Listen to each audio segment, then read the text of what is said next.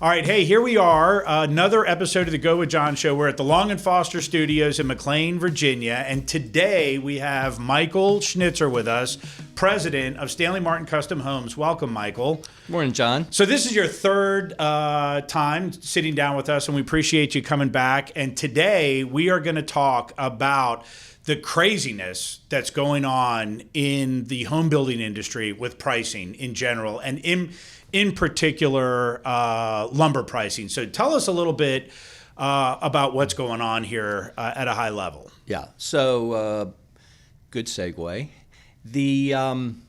So every cost category, whether it's lumber, concrete, drywall, trim, windows, you name it, everything is going up. But by far, lumber, roof trusses, sheathing, floor and wall sheathing, panels, they are going up at a ridiculous, or have gone up a ridiculous amount, right? Right. Well over 300%. And if you look at how much of the price is based on, I'm gonna just call it framing components. Right. The price of a house. Yeah. It is huge, Right. And since 1998, we have always honored our pricing. And, sometimes prices may go up a little bit, whatever, we would just eat it, or we would negotiate with our trades to maintain old price. But today's environment is just completely, I almost want to say and maybe I'm right, like an act of God. I mean, Right. This pandemic has just shifted everything. And it's a once in a generational event. Or multi-generational. Right. Multi-generational, right, exactly. You have to go back to World War I. Right, exactly. and so you said since 1988 we've always honored our pricing. 98, yeah. So we certainly do honor our pricing, and I think for all of our buyers who have ever bought a home from us, who have signed a contract and gone through the process in a prototypical timeline, the price has always been locked in. And even going back, in our contract, if you don't pour your footers within so many months, we have the right to raise pricing, but we've never done it. Right. And we have a no pressure sales policy. Exactly. So some of our customers are outside that window of time. Right. And it's put us in a terrible position. And it's, so for me, I feel terrible, and it's a very uncomfortable position. As for me. Yeah. As for you. Yeah. But I don't want to say that our level of discomfort is anywhere near when we have to call a customer and say we have to raise your prices. Right. So, we certainly have compassion, but, for us to maintain as a viable business, we have to raise our prices with some of our customers. Right. Not many. There's a few. There's some customers that we need to raise. We need to raise the price. Right. So, and I think what's happened here, and then we'll move on to what we're doing about it and how we're going to communicate going forward. But what's happened here is our no pressure sales policy has collided with a catastrophic global event. And for forever in time, since the history of our company and since you and I teamed up, 100% of the buyers who went into a contingent contract with us were able to secure the pricing at that time. Even for many years. Years. I'm saying we've had Exactly. customers who have stayed in contingency, and we haven't built a house for 2 years after they signed a contract. And we stood behind the pricing. We stood behind the price. It's just it's a terrible, unfortunate, this pandemic has really changed everything in two ways, right? Yeah. So one is you have this supply chain disruption, right? And two, you have people who are saying, I need to change how I live in my house. Right. Based on part-time working from home or full-time working from home. And so if you look at the supply and demand, we've got this demand curve that is, it's almost like exponential in its upward trajectory. Right. And then you've got the supply chain that has bent down in the other direction. And And I think that if you look at the supply side, it's not a matter of resources, right? Right. And everybody who is an environmentalist may want to kind of plug their ears, but there is enough resources to build houses out of lumber. Plenty of trees. Plenty of trees. Yep. The issue is with COVID, there were certain restrictions, right? So if you just take, I'm just using a number, 1,000 people working in a factory, I'm just making this up. Yeah. Right? Maybe during the height of the pandemic, there was only 200 people, just with spacing and whatever, right? Yep. And as the country continues to get vaccinated, vis-a-vis reaching herd immunity, in many ways, one would anticipate that the throughput manufacturing will increase. Certainly from what I've heard, some of the lumber mills, so I'm not talking about OSB and sheathing, but some of the lumber mills have shut down because they have to go through a term called deep cleaning, where they literally have to deep clean the mill, and some of these mills have held off deep cleaning because of COVID. So once the restrictions are relaxed, I'm sure they're going to deep clean, but there's still only a certain throughput regardless, right? So the demand is just crazy. Right. And one would anticipate the supply will increase.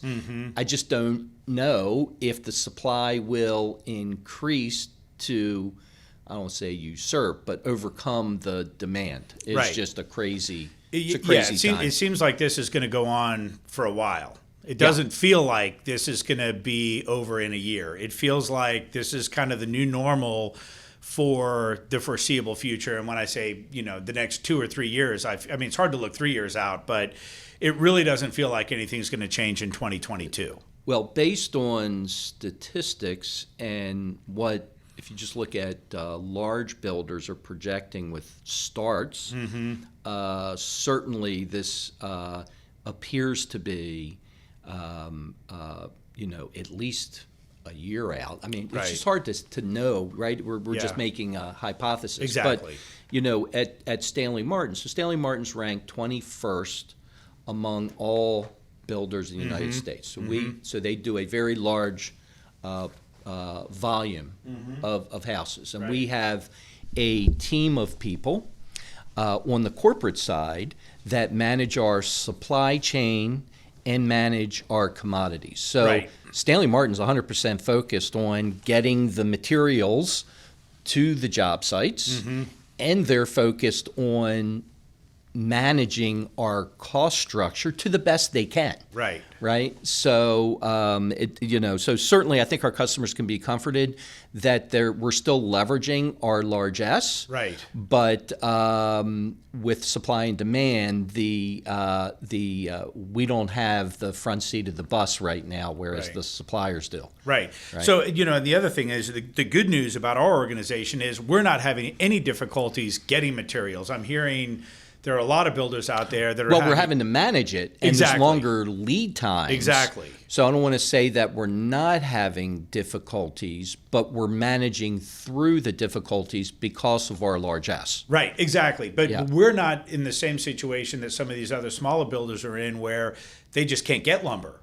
Some of these smaller builders are going to their suppliers saying, I need a lumber package, and they say it's going to be X, sometime who in knows the future. When. Yeah. And the lumber suppliers are on what's called allocation. Right? So what the lumber market says is there's no free, not free meaning no cost. There's no free lumber in the market. Lumber, It's all allocated way out in the future for builders. So it's really driving the price. So just to kind of recap that a little bit, so we have a very unfortunate situation, which we feel terribly about, that some of our buyers are caught in this kind of a squeeze play between our no pressure sales policy and prices going up. And we're getting ahead of it for all of our buyers that are already in process that may get hit by this dart. We're giving them advance notice. Hey, Here's what the contract says. We want to make you aware that this may happen to you. You may want to, as quickly as possible, go through the buying process. We don't want to put any pressure on you. However, we want to make you aware of this. So those are the two things we're doing so far. And then thirdly, I think we've come up with a way to manage the situation for our current customers that are coming into the transaction now, where we're indexing a piece of the transaction. So by the way, for the folks listening on audio, we are also have this on our website, this recording along with some slides. We're gonna roll the slides of the lumber prices, so you can see the chart. I mean, it's absolutely crazy. And you can see, looking at the chart going back, last year we had a spike and a dip and a spike and a dip, and now it's just going straight up. There's no apparent relief coming in pricing. So my thought was, by far, even though everything is going up, the framing components have the greatest impact based on the volatility and the amount of money that we have to spend, on lumber, lumber. So what we've decided to do is index a portion of the price to what's called the random lengths commodity market.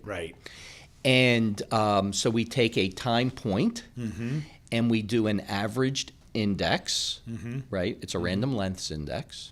And then when a customer starts construction, we do another averaged index. We look at the difference in those indices, and it's a percent difference, a percent change times this, we call it a lumber factor, So I'm just going to pick a number, Say the lumber factor is 50,000, And let's say the index increases by 20%. Then our customers we're basically passing on our costs, would pay the additional 20% times that lumber factor. Of the 50,000. Of the 50,000. So their price would go up $10,000. $10,000. Yes. Now we have a threshold, So just because the increase goes up a little bit doesn't mean we're going to charge, but there's or give a credit. But as the number goes up or down, once it passes a threshold, then we either decrease their price, or we increase their price. And the goal is not to take advantage of this. We just want to make whole, and we don't want to make money on a crazy commodity market. So if the commodity market does go down, we want to credit back a portion of the price based on this lumber factor. So very same simple thing. So if the lumber factor goes, if the random lengths average goes down by 20%, our buyers would get a $10,000 credit. So this way, it's fair to everybody. It's fair to everybody. And the good news is, so the industry uses random lengths. I've done probably more research on this than I've really wanted to do. But if our customers Google like Market Watch random lengths, they can see a random lengths value. Now, I don't know how they come up with their specific random lengths value, and I'll explain that in a second. So you can see daily what the random lengths market is doing based on how they measure random lengths. And you can see the trend, which is probably the most important. Our random lengths index, which we get from our supplier, when I say we, our commodities team, is based on a very finite list of materials, It's not cedar and spruce and hemper, blah, blah, blah, in different sizes. There's a finite size and species of materials that we've negotiated with our supplier, and we pin our random lengths index based on that, a specific amount, And whereas I don't know what Market Watch is using, I haven't had the time to figure it out.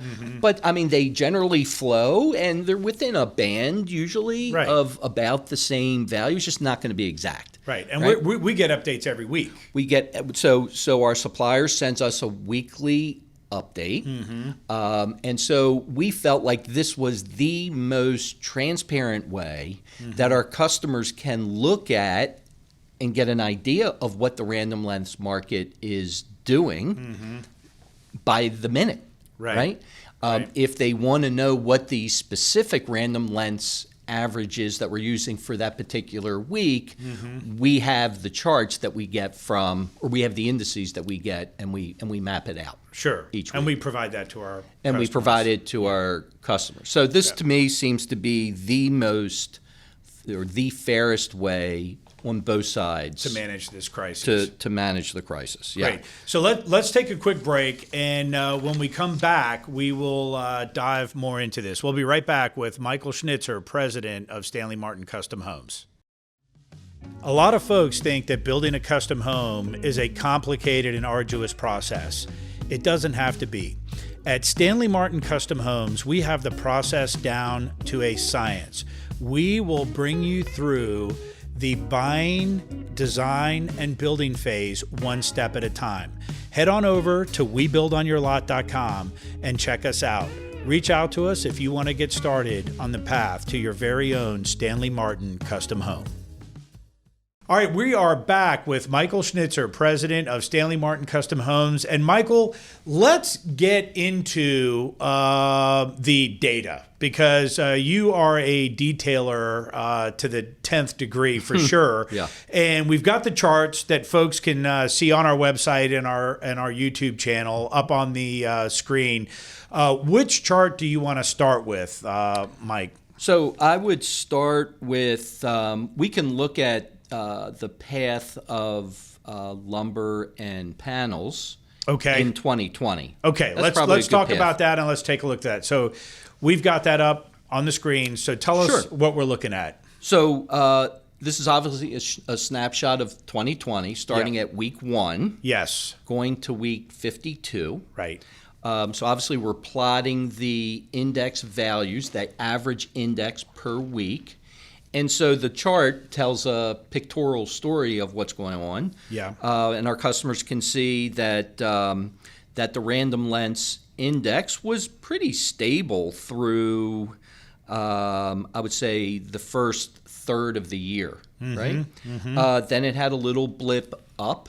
Right. Then it went down. Right. And then it started another upward trend in the latter part of the summer. And it almost looked like it was beginning to plateau by the end of the year. So what does it tell us? It's just a picture telling a story of where the pricing is, relatively consistent in the beginning of the pandemic. Then it blipped up. Yes. Then it went back down to, I'm going to just call it normal levels. Then it started its slow march, let's say slow, weekly march up. Right? Yes. And then it looked like at the end of the year, it was beginning to plateau. Right. So that was the 2020 chart. Yeah. So really, no reason for alarm, right? We have some ups and downs. Right. I mean, we knew the pandemic was pushing everything, right? It was just creating supply chain havoc. Right. How much of that last year was based on demand? I don't, certainly home sales were strong, but they weren't in this, I almost call it a wacky environment with home sales and home construction now. Right, correct. So that's what's going on there. Then we have another chart kind of telling a different story, and this is a chart that shows the year-over-year change in the index. Okay. And what I thought was important was customers can see going back to 2013 the year-over-year change. And you can see by looking at these lines, and they're various colors, depict the various years. And they're all very close together. And the band is pretty close together, right? Yeah. And then in 2020, all of a sudden you see what almost looks like a sine wave. It really spiked up year over year. Then it went precipitously down. Right. Then it started to go up. And then if you go back to week 1, so this would be of 2021. So now it's measuring week 1 of 2021 against week 1 of 2020. And it's plotting the change in the indices. Yes. And you can see what lumber and panels are doing year over year. And I just thought it's a great story to tell, and it just shows how I'll use the word not random, but I don't want to use the word volatile. I'll just use the word wacky. It's crazy because it's almost like you've just got this random data that's up in the middle of the chart that's not at all correlated with all the other data over a 7-year period. Yeah. So it's crazy. It's a weird time. And you know, a lot of our customers say, well, I don't know. And I'm like, I don't know either. Yeah. Right. I can only tell you we're in a huge housing surge, sales, construction. I can tell you that many builders have sales moratoriums to slow down the surge. Right. So there's all kinds of stories that people can just go online and read about sales prices and contracts, home values and things of that nature. So those charts are really just to help tell the story of where we are. Right. So those charts are not what we're using to come up with the... Well, those charts are the data. The data. Okay. But the data set is really, when you want to look at the raw numbers, you've got to look at the random lengths index we get every week from our supplier. Got it. Makes perfect sense. Okay. Yeah.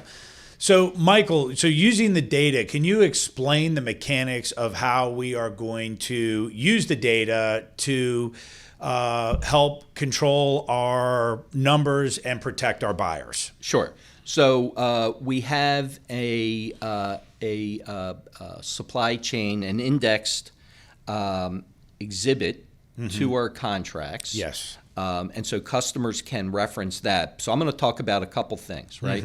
So on this exhibit, if they look at the last page, it shows what's called random lengths. The first set of criteria are the actual framing components we're using to index our lumber costs. Okay. Right? So if the customers look at that table, they'll see the top table, it says frame lumber composite, LCBM. LCBM stands for lumber composite broad market. Okay. And the first line item says green Douglas fir, Portland rate, number 2 and better, 2x10 random. And it gives a particular tag off to the side. Right. It says LAA 0. Right. So you can look through and see what is this criteria that corporate is using with our supplier to index, right?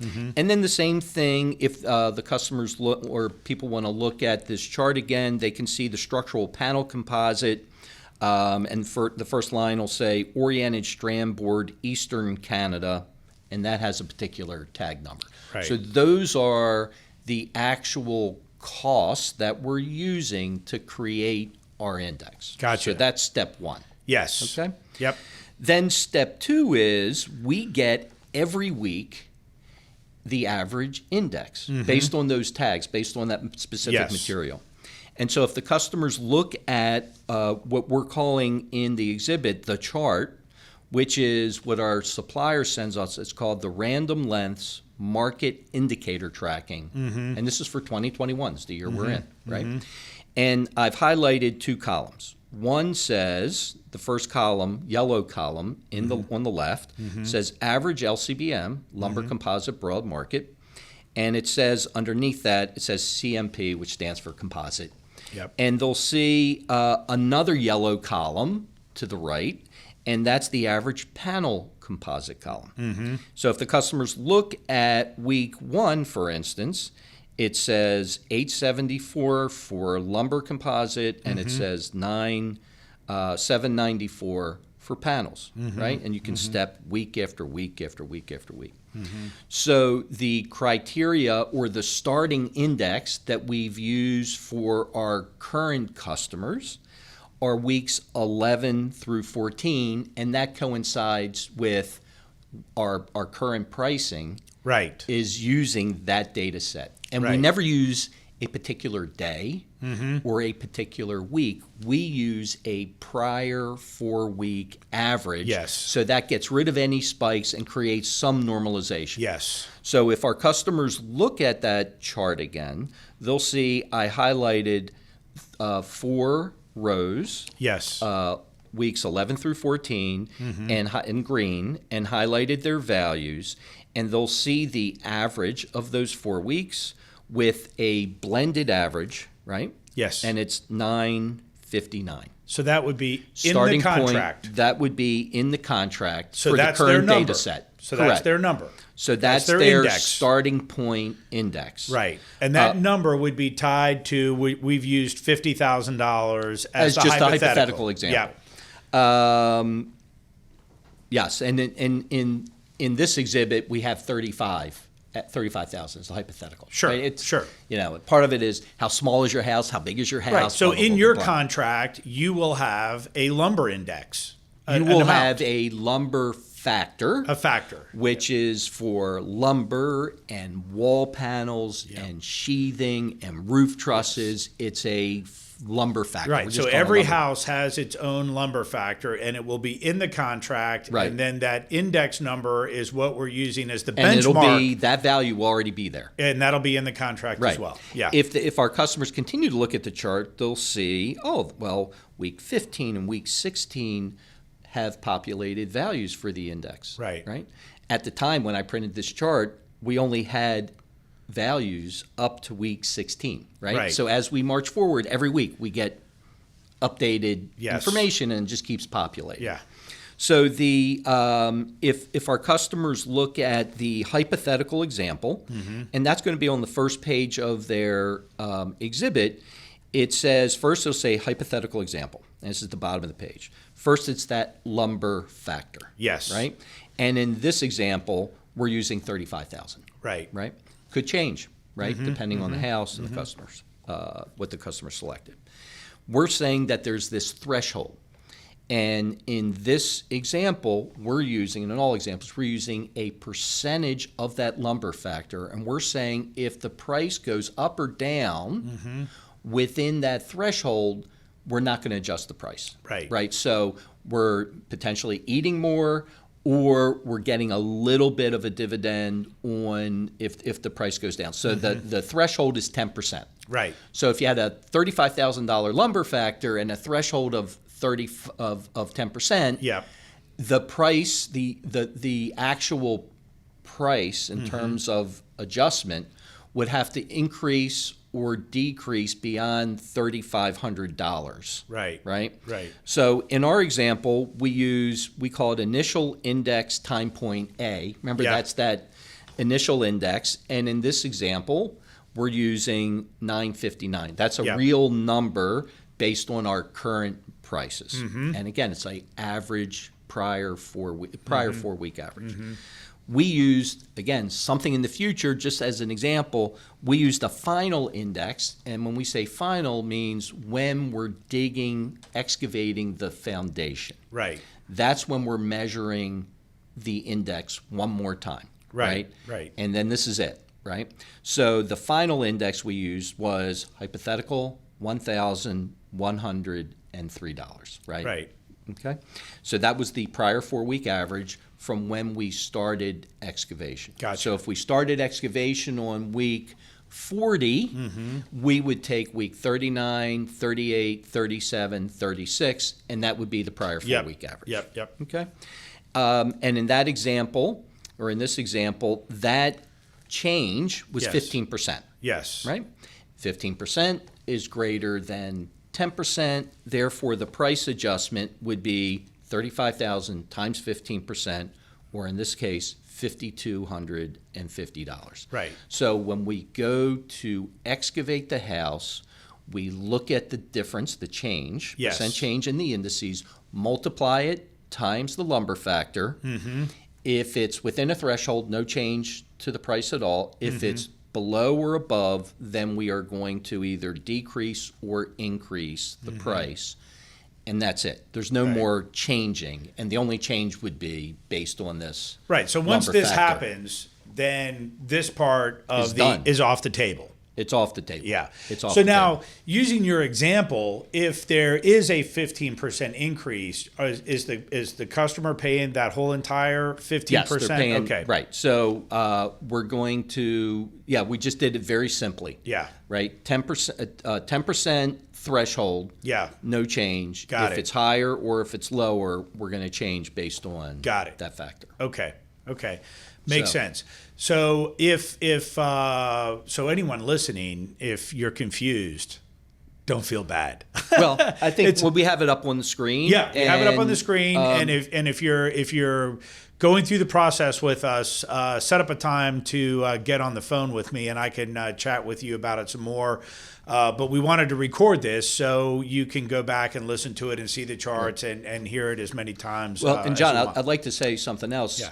We're trying to bring a little bit more sophistication to how we operate our business, Right. and transparency. You and I both know from just the builder community, some builders are saying, we'll lock in your price when we start construction. Exactly. I mean, it's kind of like, what does Yeah. that mean? Yeah. I mean, so that's not fair to the customer, in my opinion. Right. So, we're trying to take a more sophisticated approach, Yeah. knowing that right now the lumber market is completely wacky. Well, so let me just jump in on that a second. So I'm in a unique seat where I get to talk to a lot of people who are in the process of buying a home, a to-be-built home, and 90% of them are talking to more builders than just us. Sure. And the feedback I'm getting from them is that there are quite a few builders that are saying, "Hey, we reserve the right to raise your price if our lumber prices go up." And I'm asking, well, how much are they going to raise it? And if the lumber prices go down, are they going to lower it? Well, they're not telling me that. So our system and our approach is real. It's based on real data. It protects the customer if the prices go down, and it protects the builder if the prices go up. Right. Cannot think of a more fair way to do it. So anyway, we're going to take another quick break. We're going to be back with Michael in just a minute, and then we're going to talk about some of the good news about the current market conditions. We'll be right back. Great. I'm Michael Schnitzer, president of Stanley Martin Custom Homes. Buyers appreciate our focus on energy efficiency and sustainability so that they can lower their utility costs and we can reduce our footprint on the environment. To learn more about our prices and floor plans, visit webuildonyourlot.com. That's webuildonyourlot.com. All right, we are back with Michael Schnitzer, president of Stanley Martin Custom Homes. So thank you for all that great information. We appreciate that, Michael. Sure. I hope it was as clear water and not as clear as mud. Yeah. Well, the good news is folks can go back and listen to that second segment again if they want to chew on it some more. But I thought it was explained very well. So going forward at Stanley Martin Custom Homes, I think we've got a great system in place to protect our buyers, to protect the builder. But what happens when folks sign a contingent contract and they just really take their time going through the process? Right. So as any builder would have in their contract, there has to be a time limit to the price, right? Mm-hmm. So you can't sign a contract in 2010 and expect the same price in 2014. I'm just picking, right? Yeah. So there is a point at which the builder has the right to increase price. Just cost of sales go up. Just forget the pandemic. Just the cost of sales go up, right? Right. We have, I can't think of one example since 1998 where we have ever raised the price, and we've had customers in contingency for a very long time. Right. And we've had customers who have removed their contingency. So now we're preparing the plans. Yep. And it has taken them a very, very, very, very long time. More than a year. I mean, we have more than 2 years. Yeah, we have customers in the process right now that have removed contingencies back in 8 months or 10 months or 12 months. I mean, so the great news about a no pressure situation is we don't want people to be pressured. We want people to take their time. Yeah. But there is this time element that, in this case, it was the pandemic that reared its ugly head, so to speak. Yep. No, it makes perfect sense. So the good news is, let's talk about some of the good news. Sure. So we still have a great no pressure sales policy. We've got a great program. We're building houses every day. We're not having any challenges getting materials. It is taking longer, and we are having to work harder. So you may consider it a challenge. I'm happy that we have the materials to build. Well, we got a team of people to manage it. Exactly. Yeah. Great organization. And and home values are going up. So the cost of construction is going up, but so is the value of the home that you're building. And I think that is an area where it makes this whole situation a little less painful. Correct. Yeah. I mean, John, you know better than I what is going on with home values. Certainly, the closer in towards D.C., the more pressure, the more home values are increasing. Mm-hmm. But it is a crazy time, and people's equity are just going through the roof. Yeah. I mean, it's a great thing. It's certainly painful that that there's a potential that the price would go up based on the lumber market, but also the cost of money is very inexpensive. So I'm not downplaying the current situation with the pandemic and the home surge, but certainly it's, we still think it's a win. Obviously, it doesn't matter what we think. It's our customer that has to do the analysis and decide if it makes sense for them. Yeah.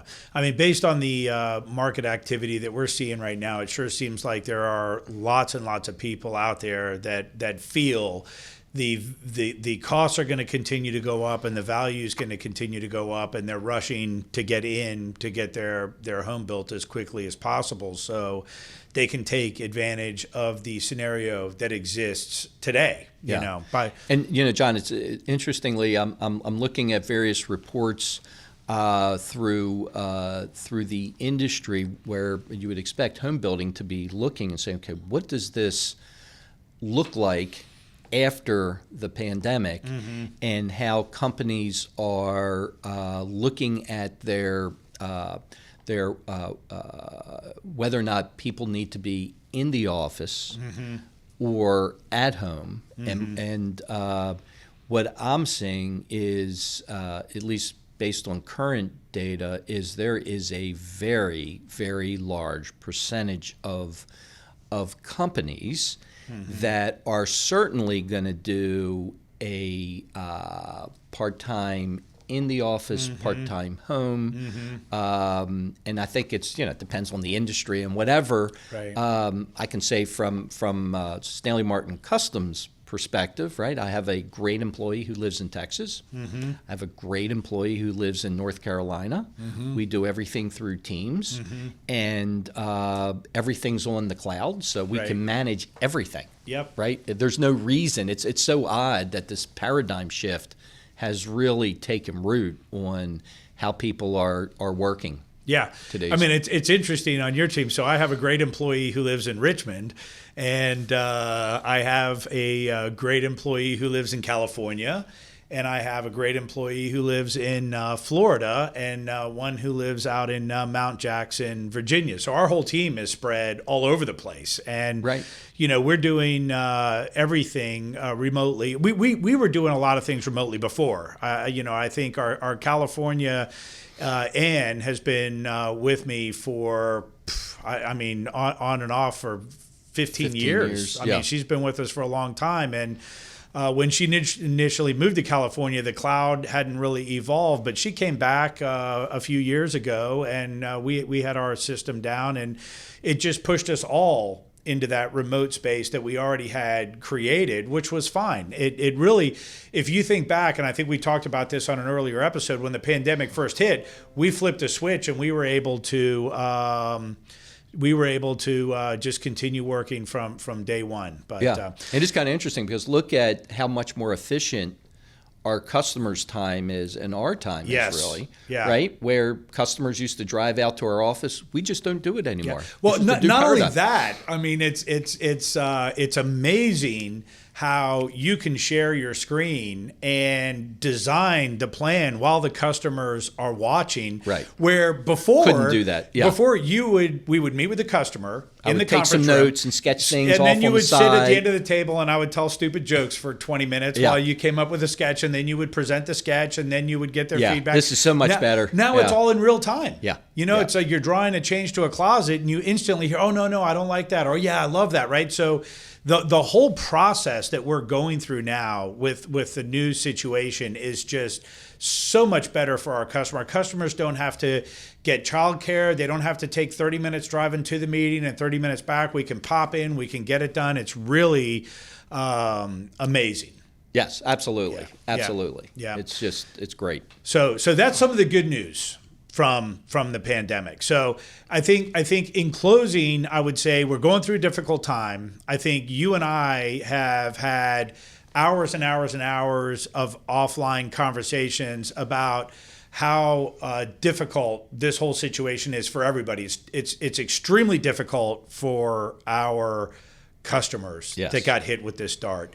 And I know you and I have both lost a lot of sleep over this. It's also difficult for you and me, albeit not nearly as difficult as it is for our customers, and it's difficult on our team, right? There's a lot of frustration in general because of this situation. I think we're all working through it, and we have a really great path forward. I think we've communicated as best we could to everybody who's in our process now about what's going on.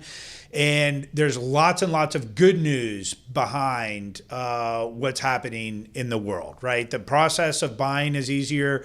The process of designing is easier.